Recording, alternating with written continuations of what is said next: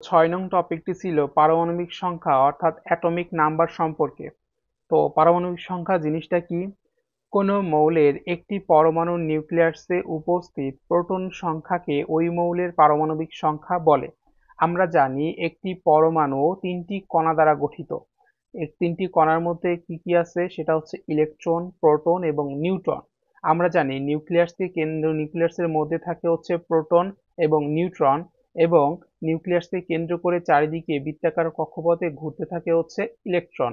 তাই যদি হয় তাহলে পারমাণবিক সংখ্যা বলা হবে কাকে? একটি পরমাণুর মধ্যে যে কয়টি প্রোটন থাকে, অর্থাৎ নিউক্লিয়াসে যে কয়টি আমরা বলতে পারি ধনাত্মক চার্জ থাকে, কারণ প্রোটনের আধানের পরিমাণ ধরন কি? প্রোটনের আধানের ধরন হচ্ছে পজিটিভ চার্জ বিশিষ্ট। তাহলে যে কয়টি ধনাত্মক চার্জ বা প্রোটন সংখ্যাই হচ্ছে ওই মৌলের পারমাণবিক সংখ্যা। যেমন হিলিয়াম, একটি পরমাণুর নিউক্লিয়াসে দুটি প্রোটন থাকে। হিলিয়াম আমরা জানি He দ্বারা প্রকাশ করা হয়। তো এই হিলিয়াম পরমাণুটির ক্ষেত্রে কি করা হয়, যে এদের নিউক্লিয়াসের কেন্দ্রে দুটি ধনাত্মক আধান থাকে, এবং এই ধনাত্মক আধান দুটিকে বলা হচ্ছে কি? প্রোটন।